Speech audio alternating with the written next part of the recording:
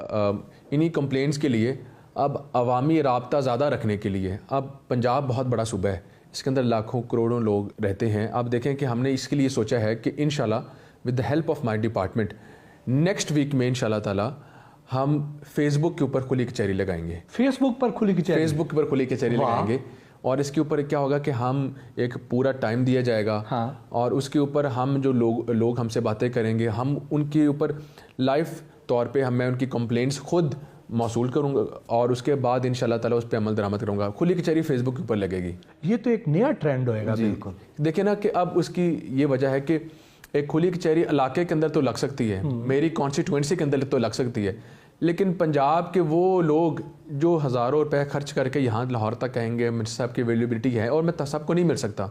اس لیے سب سے بہتر طریقہ یہ ہے کہ میں الیکٹرانک میڈیا کی طاقت کو یوز کروں.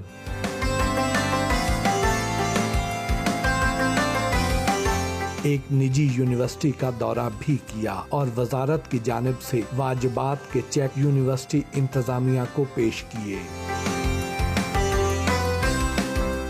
فیصل بھائی جی، یہاں آج UMT میں ہم کس سلسلے میں آئے ہیں؟ اتنے سارے چیکس. پنجاب ورکر ویلفیئر کے فنڈ کے ذریعے میڈم چیف منسٹر کی مہربانی ہے کہ ہمارے 2 سال سے پینڈنگ چیکس تھے جو کہ UMT یونیورسٹی کے اندر پڑے تھے، اور وہ ابراہیم صاحب کی مہربانی ہے کہ انہوں نے ان بچوں کو بڑھاتے رہے. وہ ڈیلے ہو گئے چیکس، 2-3 سال کی پینڈنسی چلتی آ رہی تھی. اب اس میں تقریباً 1000 سے زیادہ بچے اس یونیورسٹی میں پڑھ رہے تھے. اب ان تمام جو پیسے ہیں یہ ہمارا پنجاب ورکر ویلفیئر فنڈ کور کرتا ہے، ان کو فری پڑھاتا ہے. جو ہمارے ساتھ رجسٹرڈ ہوتے ہیں، ہماری منسٹری کے ساتھ جو رجسٹرڈ ہوتے ہیں ان کو ہم فری کرتے ہیں. اب وہ چیکس پینڈنگ تھے، اب تقریباً آج 700 چیکس تقریباً 40 کروڑ کی اماؤنٹ آج ہم واپس کرنے آئے ہیں. ابراہیم صاحب، آپ تو خود وزیر رہے ہیں اور وزیر ہونے کے باوجود آپ اپنی پیمنٹ نہیں نکلوا سکے. دیکھیں، میں تو جب وزیر تھا تو میں کوئی بھی سرکاری وسائل کا کسی کا بھی کوئی استعمال نہیں کرتا تھا. میں تو چائے بھی اپنی پیتا تھا، پانی بھی اپنا دفتر لے کے جاتا تھا.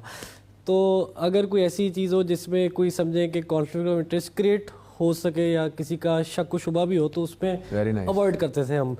تو اب میں یہ دیکھتا ہوں کہ جس طرح جو پریزنٹ گورنمنٹ ہے اس نے دیکھا ہے کہ کون سے ایشوز ہیں جو کہ لانگ سٹینڈنگ ایشوز ہیں، اور سب سے جو بنیادی اس میں بات ہے وہ یہ کہ عام آدمی جو ہے وہ تصور نہیں کر سکتا کہ وہ کسی اچھے ادارے میں پڑھے، وہ اعلیٰ تعلیم حاصل کرے.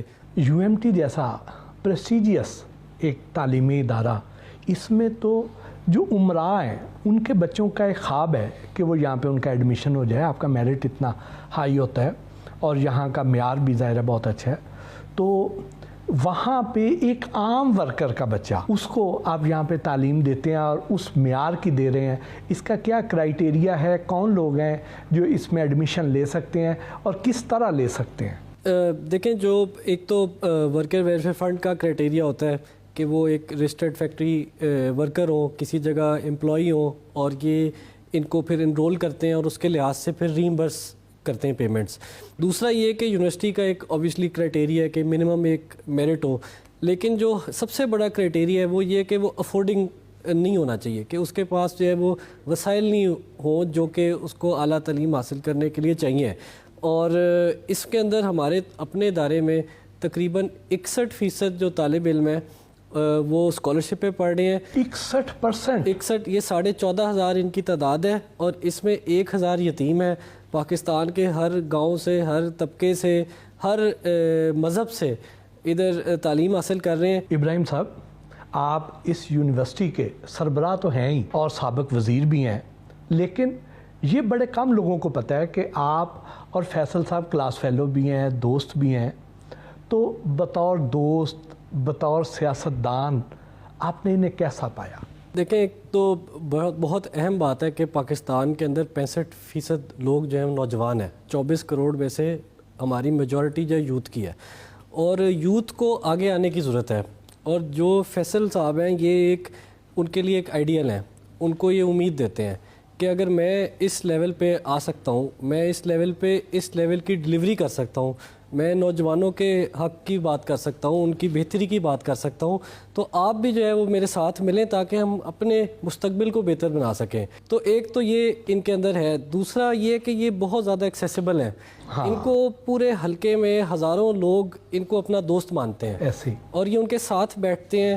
تو میں سمجھتا ہوں کہ ان کے اندر وہ ساری کوالٹیز ہیں جو کہ ایک آئیڈیل یوتھ لیڈر میں ہونی چاہیے. کھیلتا پنجاب کے تحت سنوکر کلب کا افتتاح کیا.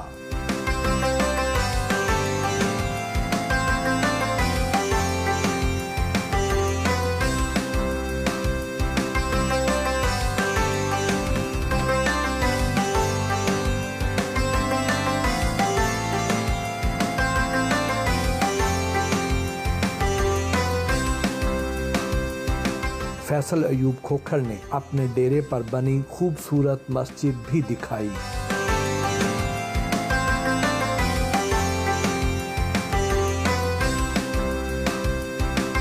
ہماری کوشش ہوتی ہے کہ جہاں پر بھی کسی مسجد یا کسی چیز کی ضرورت ہو تو ہم نے الحمدللہ اپنی آمدن میں سے ایک حصہ رکھا ہوتا ہے.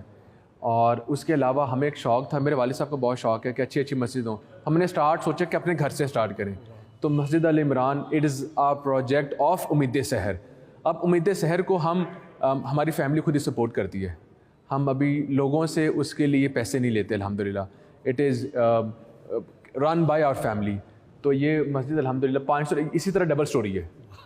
تو الحمدللہ ایک ہفتہ تک انشاءاللہ تعالی یہاں پر ہم یہاں پر درس بھی ہے. تو چھوٹا بھائی جو بلاول ہے وہ حافظ قرآن ہے. 17 سال سے وہ تراویح خود ہی پڑھاتا ہے الحمدللہ. ہمارے ہر گھر میں ایک حافظ ہے, بہن کے گھر, بھائی کے گھر, تایا کے گھر, چچا کے گھر. الحمدللہ ہماری کو اس طرف ہمارا رجحان بھی اللہ تعالیٰ نے کر دیا ہے. لوگ اپنے گھروں کو